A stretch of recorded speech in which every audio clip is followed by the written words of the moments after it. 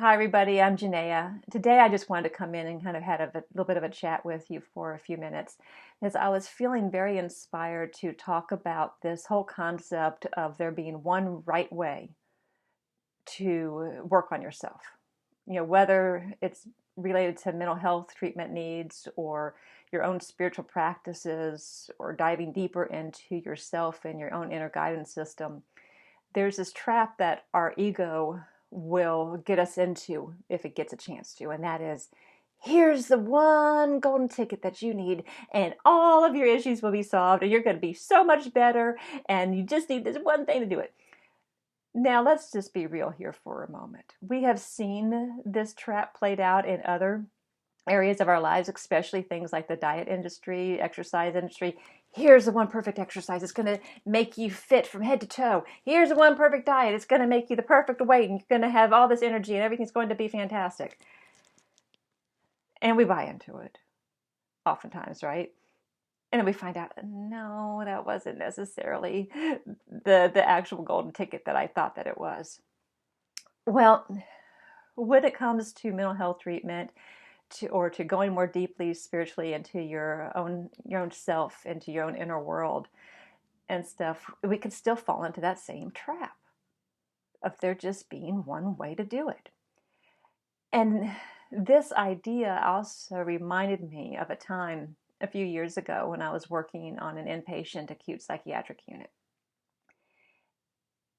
And then we had a psychiatrist on staff. This was a weekend time. We had somebody on staff for the weekend who was not our full-time psychiatrist on the unit. And he decided he was going to pick my brain about therapy modalities for patients and what was the best one. But here's the thing, I could already tell that he had decided in his head what my answer needed to be, because he already knew what he considered to be the best treatment for somebody for their mental health. And I was like, okay, well, let's play this little game here that you would like to get me engaged in. And so I thought about it, and I was like, okay, the best treatment for somebody, in my opinion, is the one that they're willing to do. It's the one they're willing to actually show up for week after week, and the one they're willing to do the homework for. And he looked at me and he said, no, the best treatment is cognitive behavioral therapy. That is the be all end all. That's it. That's the one everybody needs to be doing. Now, I love cognitive behavioral therapy. I think it's fantastic. I use aspects of it in my treatment. When I'm working with clients, I think it's a wonderful modality to learn and to practice and to help people with and to use for yourself. It has many, many, many benefits to it. And I don't believe that it's the one and only way. What I have noticed in working with people is that there are really multiple ways or multiple paths that we can take to get us to where we are trying to get to. And we can take the route of trapping ourselves into this concept that there's only one way to do something.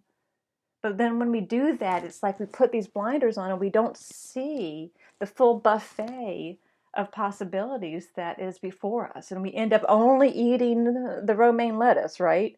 When we have all of these other amazing dishes and spices and flavors that are available to us to check out.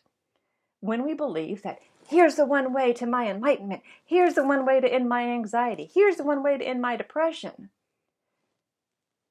And I am offering to you that there really are many ways, and how wonderful it is that we get to have many modalities available to us so that we can pick what we are internally guided to participate in.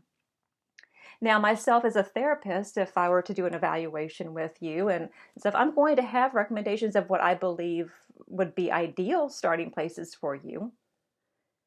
And you may or may not agree with me. And I also want to meet you where you are and find out, okay, so if somebody's not quite ready yet to engage in an evidence-based trauma treatment, let's say, but they are willing to work on their values and finding out what their values are, then let's start there. Because if it gets you engaged and gets you starting to develop that rapport and everything and gets you working on things then that's the right way for that moment. And then a few weeks later, maybe those blinders that were there in the beginning have kind of expanded out some, and you're like, oh, I might be ready to try out this next treatment now. I wasn't ready a few weeks before, but I am now. And that's how the process actually works. And so I'm really coming on here to encourage you to be open to many different forms of processes that we have available to us, to learn more about us and to uncover and shed all of the conditioning that we have piled on top of us that tells us how we're supposed to be, who we're supposed to be, what we're supposed to look like, what our lives are supposed to look like. You go onto Facebook, you go onto Instagram, you see all these pictures, all these, we recently had Christmas. So people had their perfect Christmas trees out and their presents and their perfect families and everything by the Christmas tree. And you just see snapshots of all these things. And then it gets into the head that this is what things are supposed to look like, when there's actually a whole lot more going on, right? And it's the same thing like with our treatments and stuff. There's a whole lot more that we have available to us.